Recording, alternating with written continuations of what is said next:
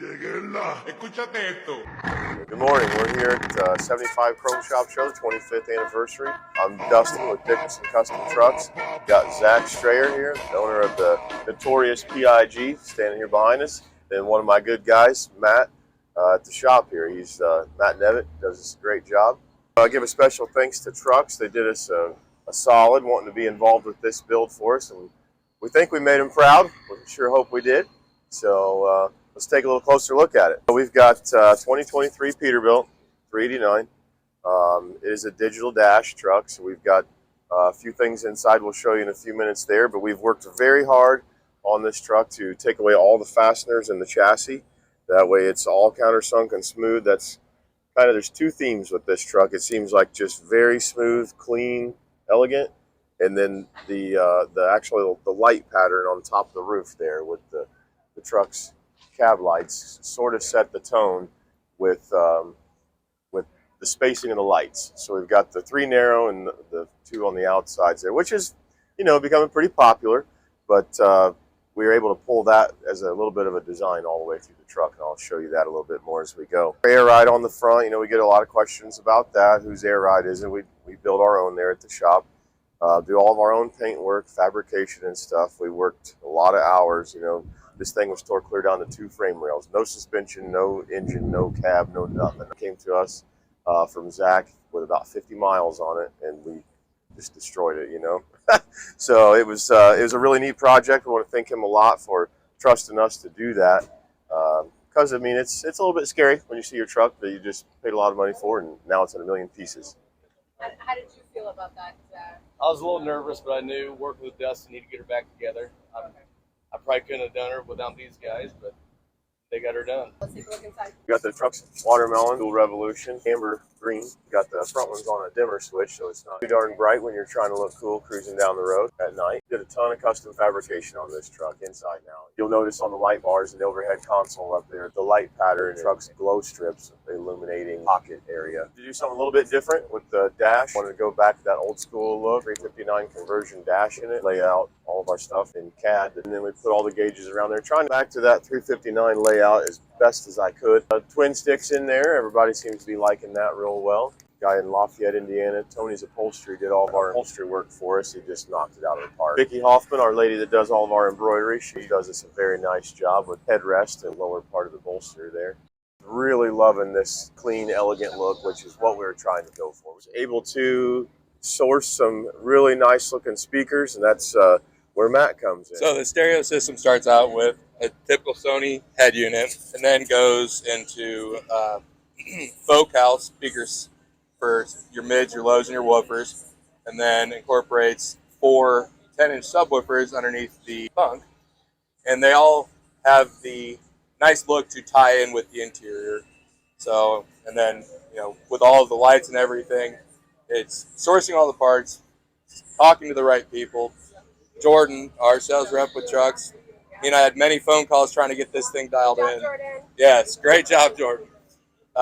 Just to really bring it home and tie everything together and not make it seem like it was too forced. It just flows well. We're going to move on back to the rear here. We've got, again, the light pattern for the theme of the truck is that 3 tight and 1 out wide. It's you got the Trux amber green 4-inch lights. We got the Trux screwless or fastenerless, I guess you would say, light bezel covers there. Got our fuel tank panel down there with the 4-inch lights in it as well, with our sunken design cue, I guess we try to do through there to really give it something else to look at. You know, I try really hard to make sure we don't do the same light pattern and, you know, just the same light bars on everybody's truck. So it really was a challenge to come up with something fresh and new, but you know, we think we hit it out of the park, and we put a access hole, or I guess you would say like a groove in the top there to let the truck's light strip come through there and really illuminate those pockets for us. We've got this truck as the original, or starts out the original, 0005 white, and we repainted the whole truck with like a green metallic pearl over the top of it, so it really starts to pop. And we've got the frame painted a house of color candy green that we've added some stuff too to change the color up, make it a little bit darker. The customer wanted it just a little darker than what the out of the can color is, so it really just kind of enriched it the way we did that. Guys hit it out of the park. Jeff and all the Slim, all the fabricators at the shop did a great job with those, keeping it all boltless, you know, from front to back. So got a few designs on this thing that Zach's had some pretty interest in from the spectators around the show here. I'm going to let him point those out to you. Yeah, so when we was doing this, we really wanted to incorporate kind of a theme, but not, we wanted it to be smooth. So we kind of found a design with a pig with a crown half hanging off its head, which you can see in the floor of the truck. And then we kind of come up with that crown sitting in front of the truck. And then underneath here where the fifth wheel plate mounts, Dustin did a phenomenal job of, you can kind of see that's like a crown cut in two. That, you know, it's real smooth looking, but subtle, where it's not too overwhelming. But if guys that really pay attention to things, they can kind of see that subtle. Come up underneath here, they cased in underneath there. Then there's also just a crown where all the air and power comes in there. Just subtle, you know, to where if people are paying attention. Then on the backs of both T-bars, there's just the pig with the crown hanging off its head. So just subtle to where it's kind of there, follows through with the truck. We got a 2023 Wilson 53-foot spread, and I've always liked hauling hogs or cattle, and that's kind of what we do. And we have our own hog farm, and we haul all of our own stuff. So I knew I wanted to incorporate a livestock trailer with this build. So we ordered this and got with Dustin, and knew we wanted to carry the roll pan and the green frame and the double hump fenders and the T-bars through the trailer. And work with Dustin and Matt and the guys. They kind of come up with taking off all the rails and then capping over the vertical rails with stainless, which allowed us to do quite a few different things, which Matt can kind of explain that. All right, so the rail caps were also a twofer because I was giving our polisher a saving grace by him not having to polish around every single little huck and rivet behind it. But then we were able to incorporate more Trux lighting, and every rail front and back has the amber to green glow strips, top to bottom, front to back on the trailer. So we were able to add more lighting and cover up some parts that aren't as pretty on the trailer and really step it up and make it just a little. There is 312 48-inch glow strips and over 100 of the 12-inch glow strips. Wow. Right. All right. And that's They all had hiding behind these beautiful panels. They had to red eye some in to finish this trailer out from other countries to be able to have enough to do all this. It was quite a overabundance of lights. Yes. Even when you start looking at how many it's going to take, we did the math on it. We're like, that can't be right. I mean, when it showed, all the lights showed up on a pallet, you're like, this is enough. And then you start burning through them, and you're like, we've only got one side of the trailer done. Wow. Do you guys have a tally? Do you know how many lights in total? Total in a truck and trailer, 4-inch watermelons, 3/4 glow strips. You know, you're probably closer to 600 lights total. Wow. Yep. And let's settle this one for how much. Someone mentioned the amount of wiring used. So what's the magic number? We all want to know. For this trailer to take it to the next level was definitely making it do something special. And by that, we were able to come up with a computer system to be able to control every single watermelon individually on the sides of the trailer to do an incredible light show at night. So, but to do that, you have to run a single wire on every light to the main board of the computer. And there is over 3 miles of wire ran just for the watermelons on the sides of the trailer, not including anything else that's been added. It's purely single wire, front to back, every light, up and down. Hey guys, I want to give a huge shout out to Adam Day of ATD Polishing and Detail Work on this trailer. He did an amazing job. One guy polished this whole trailer in about 30 days. Amazing feat. He did a nice job. I want to give him a big thanks.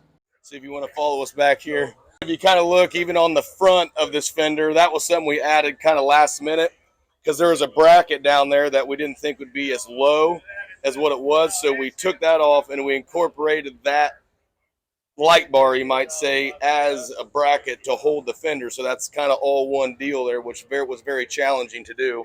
But those guys knocked it out, as they can do about anything. wide body on this, so that kind of ties these rails in so where it's real smooth. They come down right on that wide body kit.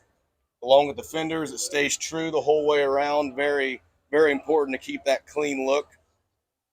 Underneath the trailer, okay, same thing as the truck. We wanted to tie that a frame rail look, you might say, and the roll pan with the T-bars. Everything's the same with the truck's glow strips and that recess part, and just wanted to tie everything smooth together.